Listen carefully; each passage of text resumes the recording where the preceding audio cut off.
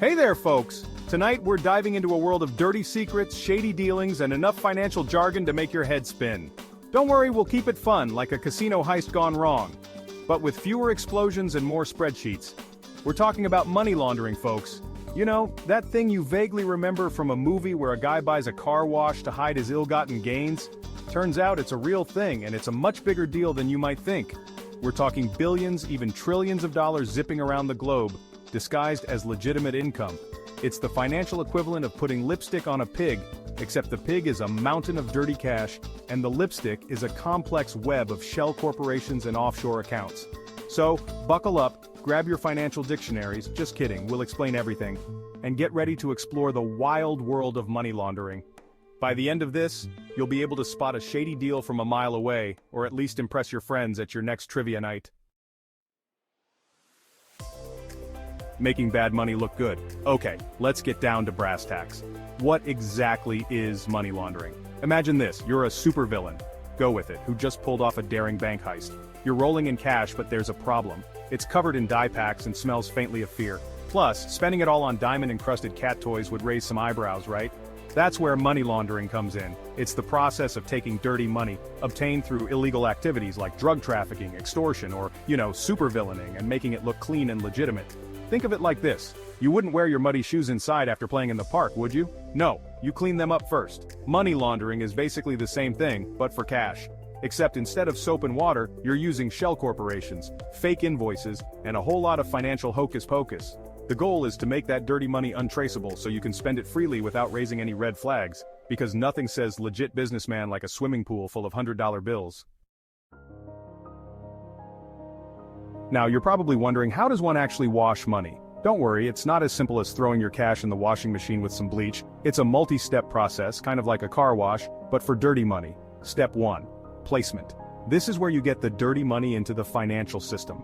Think of it as driving your muddy car into the car wash. It could involve depositing small amounts of cash into different bank accounts, also known as smurfing, buying expensive items with cash, or even smuggling money across borders. Step 2. Layering. Now it's time to make that money dance. Layering involves moving the money around rapidly through complex transactions like transferring it between multiple accounts, investing in shady businesses, or buying and selling assets. This is the equivalent of the spinning brushes and soapy water in the car wash, obscuring the money trail. Step 3. Integration. Voila! The money is now squeaky clean, or at least appears to be. This is where you get to enjoy the fruits of your, labor. Integration involves using the laundered money for legitimate purposes, like buying real estate, investing in businesses, or even donating to charity. Your dirty money is now disguised as legitimate income, ready to be spent on whatever your villainous heart desires. So, who are these masterminds behind the money laundering schemes? Well, it's not just supervillains and mob bosses, although they do enjoy a good money laundering scheme.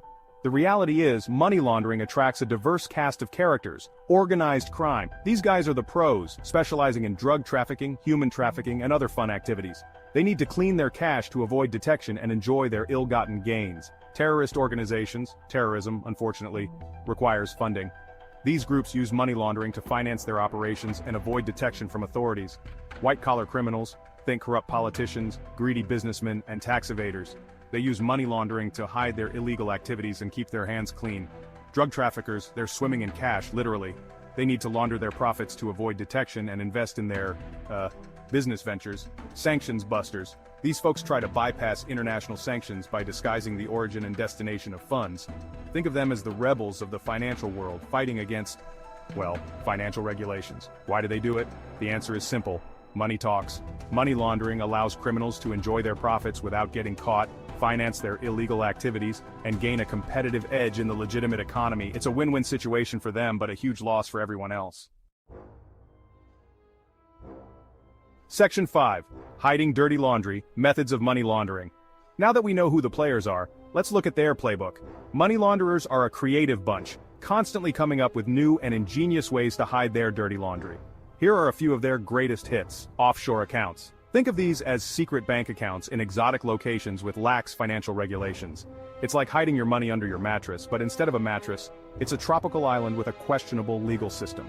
Shell companies. These are companies that exist only on paper, with no real employees or business operations.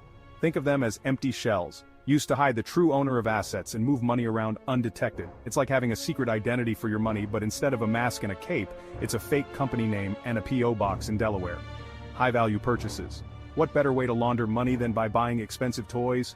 We're talking luxury cars, yachts, art, diamonds, you name it. These items can be easily bought with cash and resold later, making it difficult to trace the money trail.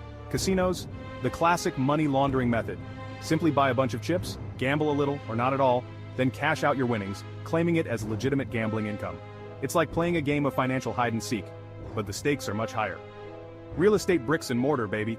Real estate is a popular way to launder money because it's a relatively stable investment and can be easily bought and sold anonymously. Plus, who doesn't love a good property empire? Cryptocurrency, the Wild West of finance. Cryptocurrencies, with their decentralized nature and anonymity, have become a new frontier for money launderers. It's like the digital equivalent of offshore accounts, but with even less oversight. Section 6, Case Study, Crazy Eddie, From Boomboxes to Prison. Let's put a face on this, shall we? Enter Crazy Eddie Antar, the electronics kingpin of the 1980s. His store, Crazy Eddie's Electronics, was a New York institution, known for its low prices and even louder commercials. But behind those crazy low prices was a crazy big secret money laundering. Eddie and his family cooked the books, skimming millions of dollars in cash from the business.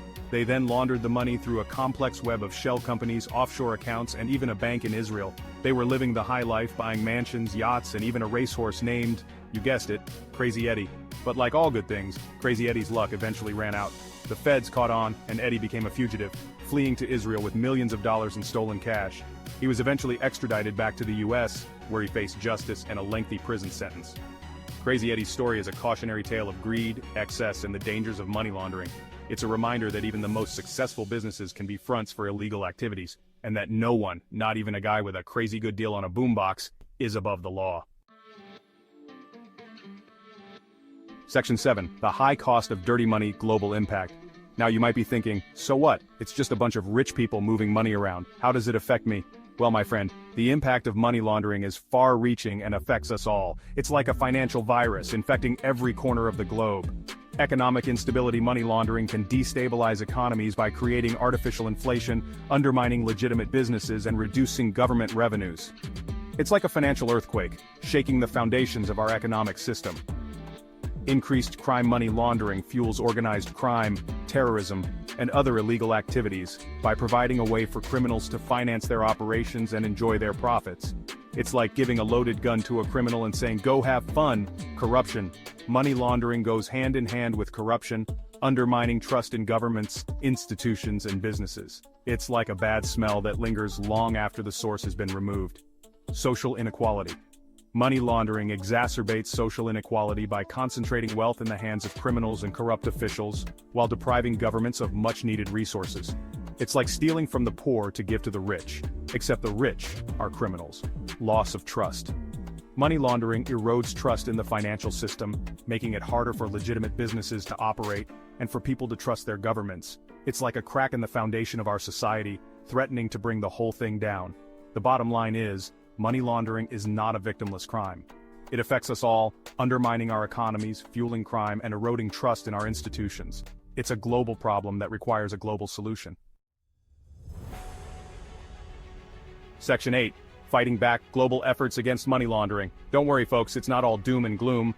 The world is waking up to the dangers of money laundering, and there's a global effort underway to fight back against this financial scourge.